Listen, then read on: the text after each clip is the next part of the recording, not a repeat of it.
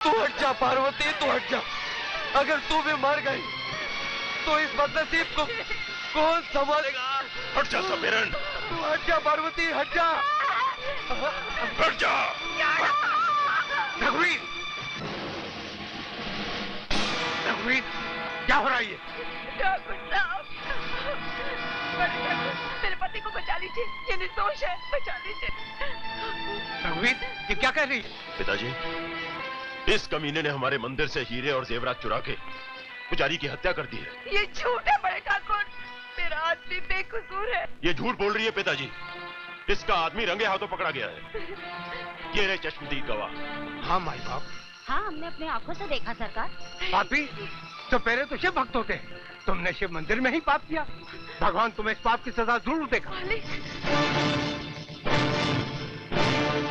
चलो रघुवीर।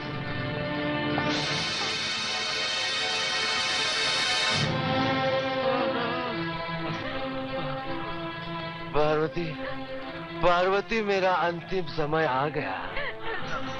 हाँ पार्वती, लेकिन पार्वती, मेरे माथे पे लगे कलंक को जरूर मिटाना, वरना मेरे आत्मा को शांति नहीं मिलेगी। पार्वती, शांति नहीं मिलेगी।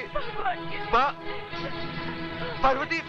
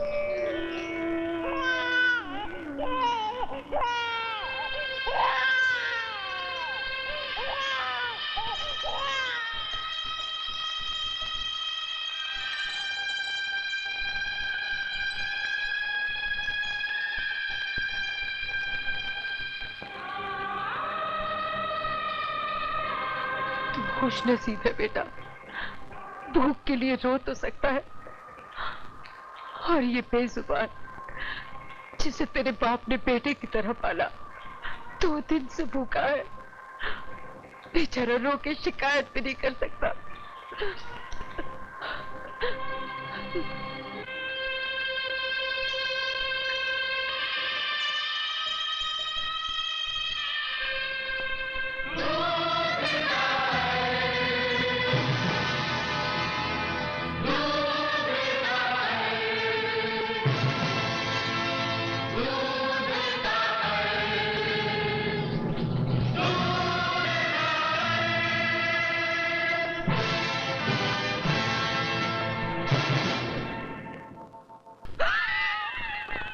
अच्छा हुआ साले सवेरे ही परमानेंटली जमानत प्राप्त हो गई। बगैर पासपोर्ट के ऊपर पहुंच गया साला, वरना हम तीनों के तीनों फंस जाते हैं आपके मुंह में। बड़े ठाकुर को देखकर मैं तो घबरा गया था। अगर राज खुल जाता ना तो हम तीनों बर्बाद हो जाते दुम दबा के। अरे नीचे वाला बाप माल नहीं देता तो क्या हुआ, ऊपर वाला बड़ा बाप तो है ना, एक ही झटके में माला माल कर दिया। वो सचमुच बड़ा ग्रेट है यार। कुछ हमारी भी तारीफ करो, हम भी ग्रेट है। अरे हाँ यार, तू भी ग्रेट है। अब एक ही समस्या बाकी है कि इतने महंगे जेवरात बेचेंगे कैसे। इसमें क्या समस्या है, कोई विदेशी मिल जाए तो अच्छा है, बड़ी कीमत मिलेगी। कौन है?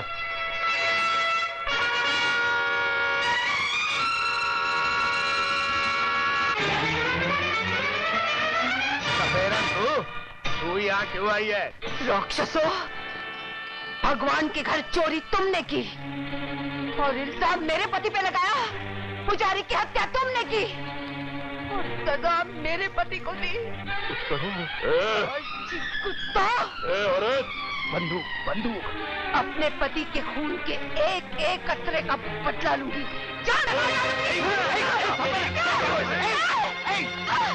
ठाकुर मार कुराड़ी, खत्म कर दी इसे। जल्दी मार, चल यही जल्दी जल्दी मार, जल्दी जल्दी। बड़े ठाकुर, मेरा पति निर्दोष था, चोर ये तीनों है, हत्यारे ये है। मैं जान गया, बदनसीब औरत, मैं सब जान गया। कमीने, अगर तुझे डाका ही डालना था तो अपने बाप की तिजोरी पर डाला होता। अगर तुझे हत्या ही करनी थी तो मेरे कलेजे में थोड़ा घोर दिया होता। भगवान से छल किया तुमने, एक ब्राह्मण की जान ले ली तुमने, बेकसूर गरीब सपेरे को ताबा ताबा के मार डाला तुम लोगों ने। मैं भी तुम सबको पुलिस के हवाले करता हूं।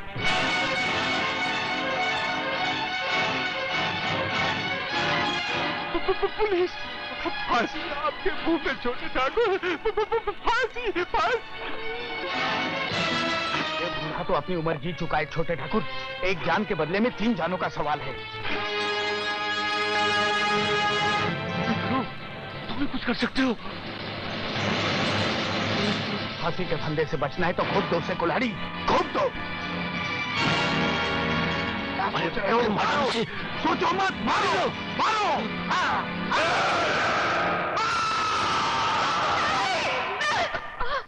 पकड़ो इसे, पकड़ो जल्दी, पकड़ो।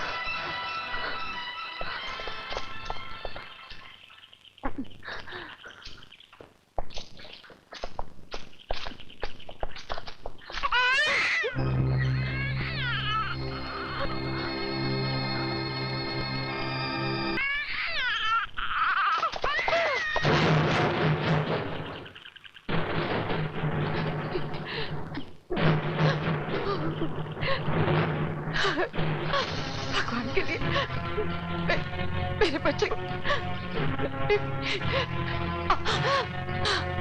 नहीं, भगवान के लिए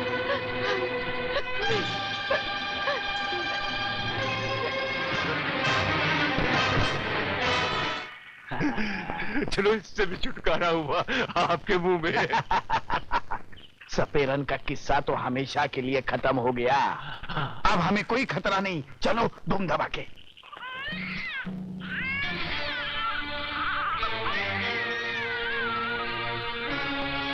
चलो चलो धूम दबा के। ठाकुर रघुवीर सिंह,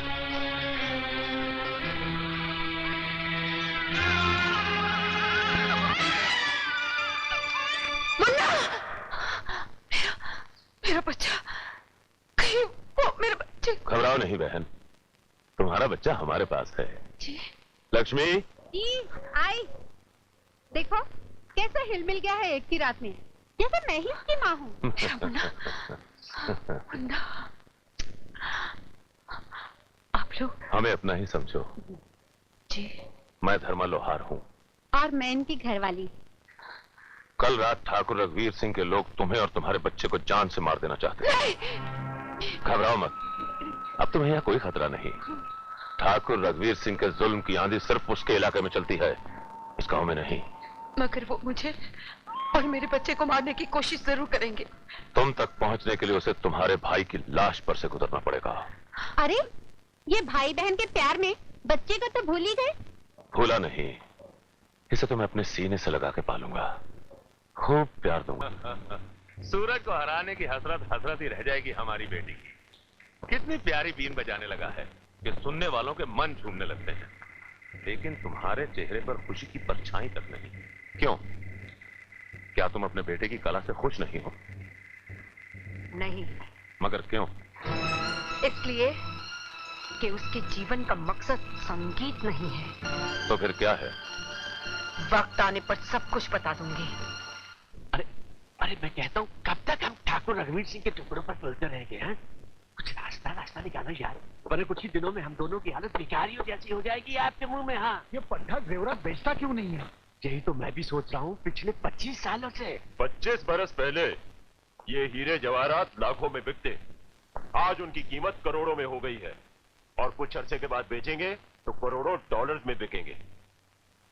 और भैरो, तुम तो कह रहे थे कि तुम्हारा बिजनेस शहर में बड़े जोरों से चल रहा है और तुम्हारा बेटा लाखों रुपए कमा रहा है, लेकिन अभी तो तुम बड़ी बेसब्री की बातें कर रहे थे। मैंने तो सोचा था कि अपनी बेटी की शादी तुम्हारे बेटे के साथ करूंगा, लेकिन अब क्या हो गया? मेरा कारोबार तो वाकई 7वें आसमान को चूम रहा है। अरे भगवान ने ऐसा होनहार बेटा दिया है जैसे अल्लाउद्दीन का चिराग है, मिट्टी में हाथ डालता है मिट्टी भी सोना बन जाती है। इसलिए तो मुझे वो हीरे जवाहरात का ख्याल भी नहीं आता। लेकिन अभी भी तो तुम कितना गलत सोच लिया ठाकुर तुमने मेरे बारे में। वो सब तो मैं इस भिखारी के लिए कह रहा था। भिखारी किसे कह रहे हो? भिखारी नहीं तो क्या? हर वक्त पैसों के लिए रघुवीर को तंग करते रहते हो। मेरी हवेली में आकर जितनी रकम चाहिए ना ले जाना, लेकिन दोबारा रघुवीर सिंह को पैसे के लिए तंग किया ना तो मुझसे बुरा कोई नहीं होगा, समझे? अरे क्या हो गया? आपने भी तो अच्छा बोला था।